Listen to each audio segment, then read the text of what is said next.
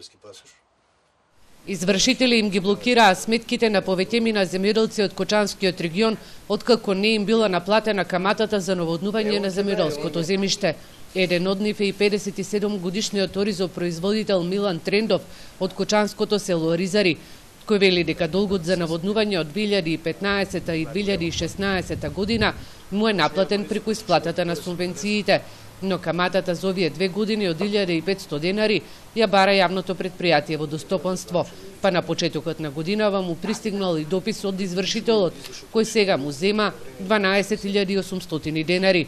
Овој земјоделец се прашува зошто при наплатата на долгот не му е наплатена каматата, па сега му е блокирана сметката. Од кај да знам ја колку, зашто не си ги наплатили тие камати што ги е, ако е требало да платиме, а која е таа водостопанска организација да ни рачуна камати?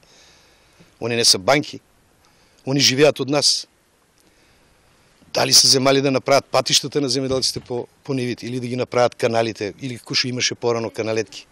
Значи, таквија, они само имат, на еден водар имат 10 души јавна администрација. И па не можеме ние сите тие да ги плаќаме. Они од нас живеат.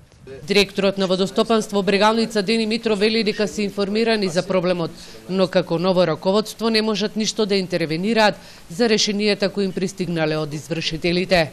Ние како водостопанство предпријатие немаме можност за да можеме да ја повлечеме, значи таа постапка, односно барањето да го повлечеме. Затоа самите земјоделци на жалост ќе морат да си подмират трошоците за каматата и за извршување.